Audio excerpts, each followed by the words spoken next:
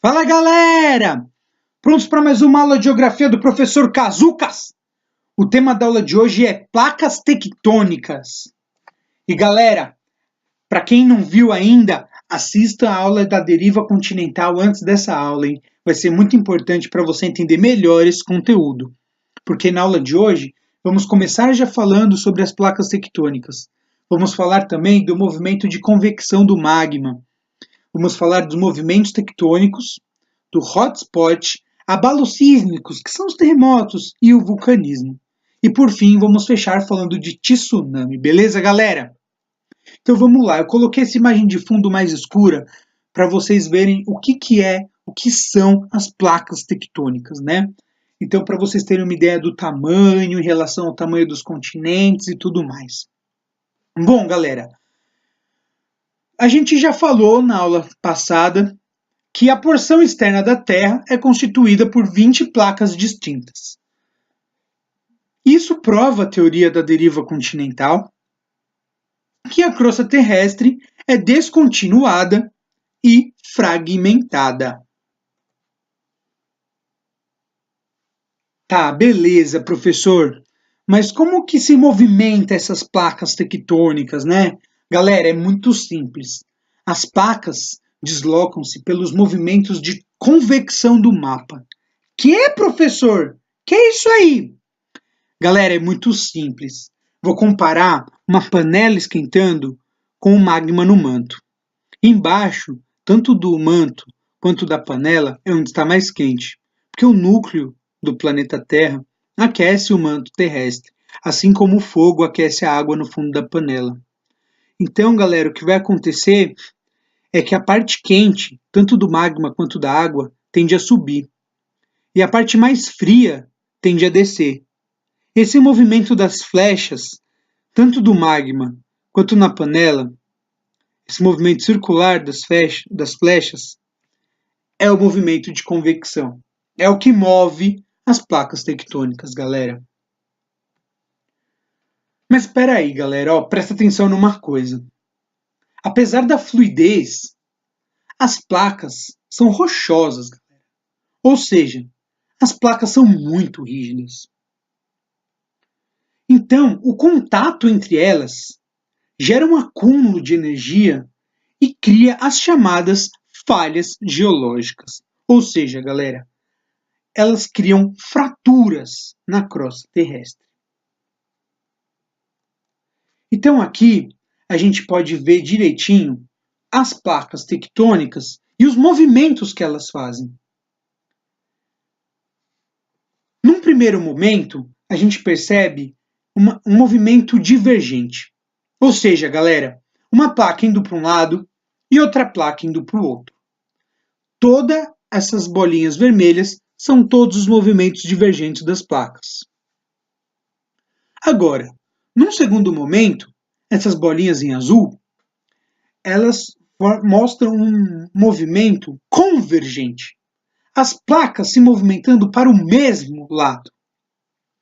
E num terceiro momento, galera, vamos olhar na direção da placa norte-americana ali dos Estados Unidos, que mostra um movimento lateral, só que de sentido oposto. Elas não estão convergindo para o mesmo lado, elas não estão convergindo. Elas estão indo raspando, só que de sentido oposto. Vamos ver isso com mais detalhe, galera? Eu coloquei aqui um esqueminha para facilitar a vida de vocês.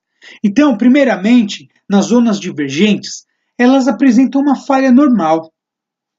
E elas são responsáveis, galera, pela expansão da crosta terrestre.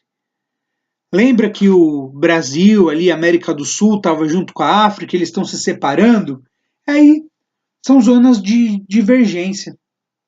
Aqui a América do Norte com a Europa, né? A Austrália com a Antártica, elas estão se divergindo. Já a parte que está em azul são as zonas de convergência. E aí, galera, elas formam falha de empurrão, porque ocorre o choque entre as placas. E é claro que o resultado disso são as grandes cordilheiras do mundo. E essa última placa que eu mostrei para vocês forma uma falha transcorrente, que na verdade, galera, é um movimento lateral em sentidos opostos entre as placas.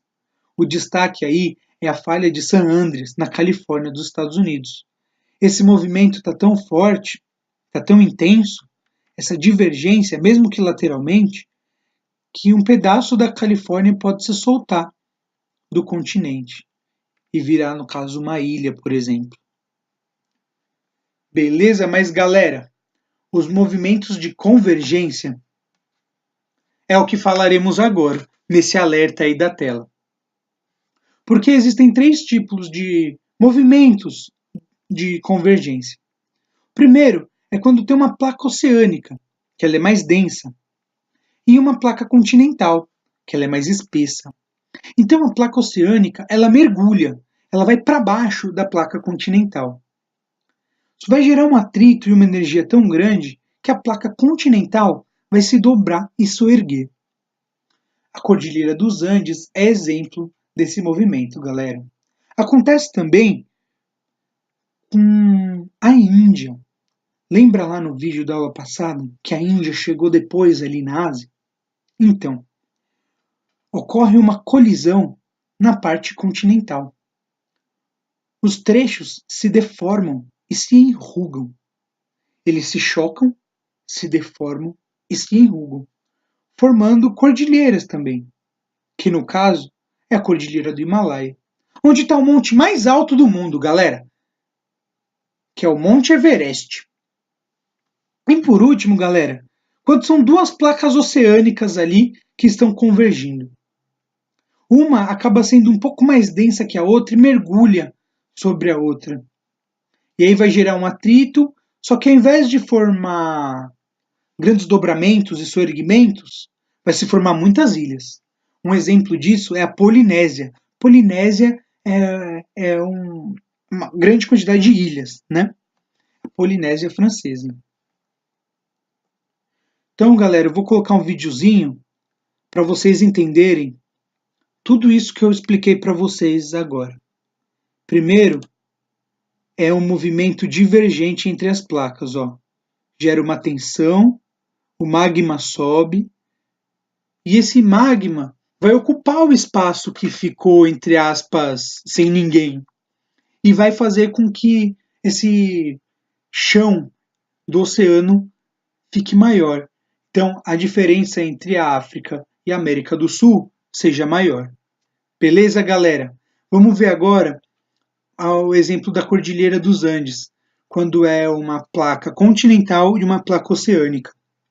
Aqui a gente percebe a placa oceânica mergulhando sobre a placa continental, formando muita energia, o magma ali subindo, e agora a gente vai começar a perceber que a placa continental vai soerguer, vai se dobrar e vai fazer uma grande quantidade ali de montanhas, vai dar origem a cordilheiras. Beleza, galera? Esse movimento é contínuo sempre.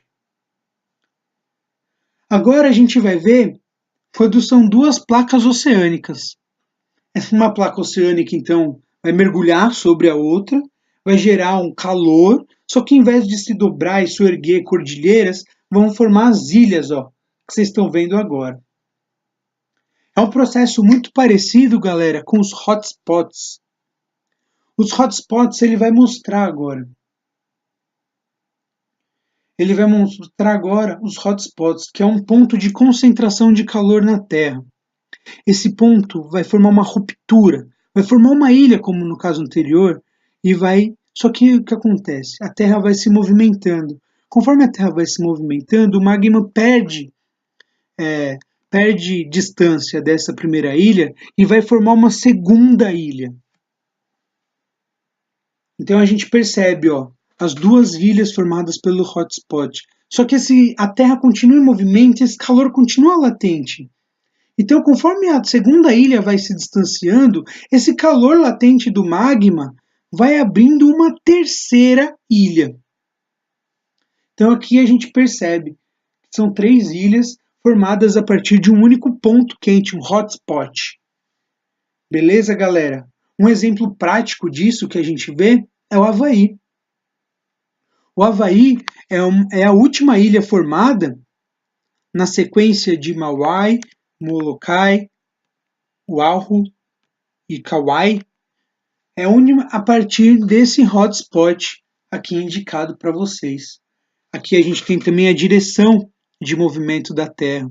E a gente pode ter certeza que esse hotspot vai continuar fazendo outra ilha conforme milhões e milhões de anos se passam. Beleza, galera? Antes de mais nada, galera, eu vou falar para vocês sobre o Ring of Fire. Ou seja, galera, o Anel de Fogo do Pacífico. A gente percebe aqui o Havaí Hotspot, ó. Mas a gente vê também que toda a fronteira, todo o limite de placa tectônica tem pontos vermelhos. Sobretudo no Pacífico, é onde acontecem os maiores terremotos e os maiores vulcões, erupções vulcânicas do mundo, tanto de intensidade quanto de quantidade. A quantidade anual de terremotos e vulcões até oceânicos, como a gente pode perceber com os pontinhos vermelhos, é uma coisa muito grande. E o Brasil, galera? Por que o Brasil não tem muitos vulcões ou muitos terremotos? Né? Bom, vulcões não tem mesmo. Agora, terremotos, uma vez ou outra, que tem um abalo aí bem pequeno, né, que chega no Brasil. Porque o Brasil, galera, à direita, está muito distante do limite da placa sul-americana. Ah, mas a esquerda está perto, professor. É verdade, está bem mais perto a esquerda. Só que, galera, não vamos esquecer que aqui à esquerda existe já as Cordilheiras dos Andes.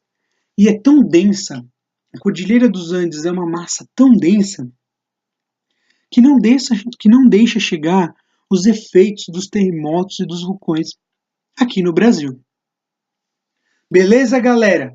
Aqui nos Estados Unidos, por fim, ó, a gente vê a falha de San Andreas, esse risco dessa parte territorial que pode se separar dos Estados Unidos. Tá certo? Vamos falar então dos abalos sísmicos, dos terremotos e dos vulcanismos? Bom, é basicamente o que eu já falei para vocês no mapa, que nos limites das placas tectônicas, galera, lembra sempre disso, nos limites das placas tectônicas que ocorrem muitos terremotos e intensa atividade vulcânica.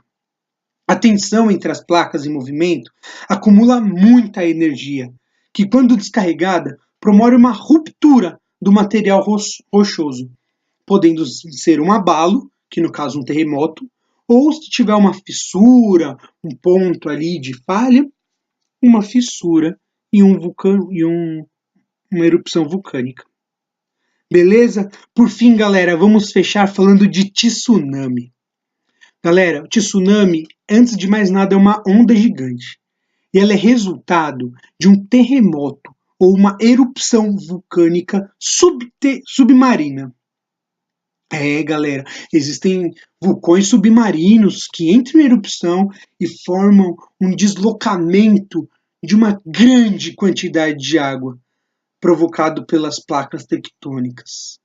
Beleza?